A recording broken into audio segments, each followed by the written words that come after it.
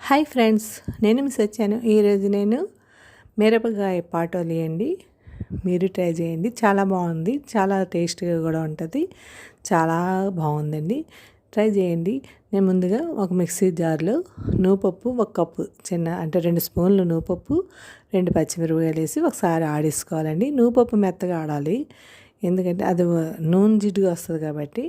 మనం ఏం వేయకుండా ఒకసారి బాగా నలిగిన వరకు ఆడుకొని అందులోనే అదే కప్పుతో శనగపిండి, 2 స్పూన్లు శనగపిండి, టేస్ట్కి తగ్గ ఉప్పు వేసుకొని ఒకసారి మిక్సీ చేసుకోవాలి. ఇవి బజ్జీ మిరపకాయలండి, బనానా మిరపకాయలు అంటారు కదా, అవి పెద్దవి. అవి చిన్న ముక్కల్లా కోసుకున్నాను నేను. ముందుగా నూనె వేసి ఇందులో పెనంలో నూనె వేసుకొని 2 గరిటెలు నూనె వేసుకోవాలండి. అందులోనే శనగపప్పు, జీలకర్ర, మినపప్పు, జీలకర్ర ఎక్కువ వేసుకోవాలండి. 2 స్పూన్లు జీలకర్ర వేసుకోండి. వేసుకొని వేగాక అందులోనే 1/2 స్పూన్ వాము కూడా వేసుకోండి.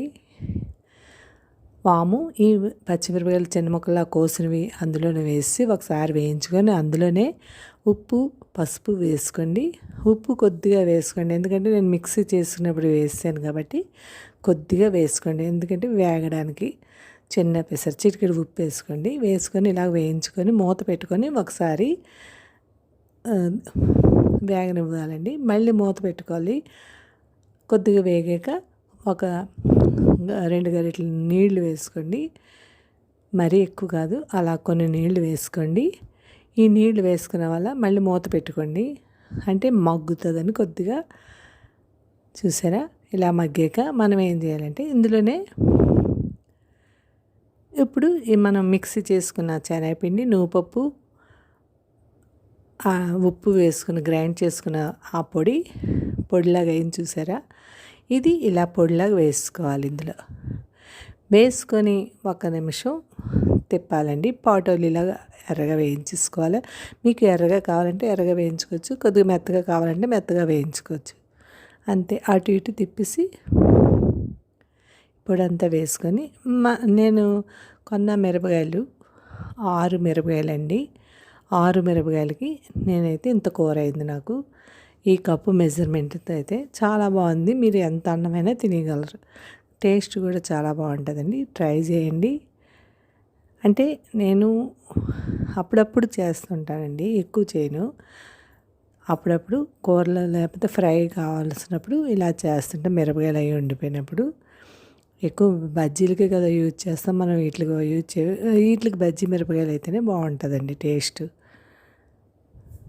దీనికి ఉప్పు, ఉప్పు అన్నీ వేస్తాం కాబట్టి చాలా బాగుంటుంది. మిక్సీలో వేస్తాం కాబట్టి ఉప్పు అదిని ఇలా ఒకసారి అటు ఇటు కలిపి బాగా వేయించేసుకోండి. ఒకసారి వేయించుకుంటే చూసారా, నేను చూపిన ఇలాగంటే చాలండి. ఒక 10 నిమిషాల్లో అయిపోయి కూర అండి ఇది. వెంటనే చేసుకొని మీరు తినేయచ్చు. ఓన్లీ రైస్లోకి బాగుంటుందండి ఇది. రైస్లోకి కలుపుకొని తింటే చాలా బాగుంటుంది. ట్రై చేయండి.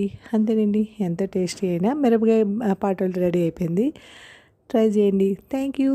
సబ్స్క్రైబ్ చేయండి, లైక్ కొట్టండి, కామెంట్ పెట్టండి. ఈ అన్నంలో కలుపుకొని చుట్టుకొని తింటే ఉందండి, చాలా చాలా బాగుంది. మీరు ట్రై చేయండి. Thank you. సబ్స్క్రైబ్ చేసుకోండి, లైక్ కొట్టండి, కామెంట్ పెట్టండి. మీరు చేసుకొని మీకు ఎలాగ వచ్చిందో మాకు కామెంట్ సెక్షన్లో పెట్టండి. Thank you. Bye. Thank you.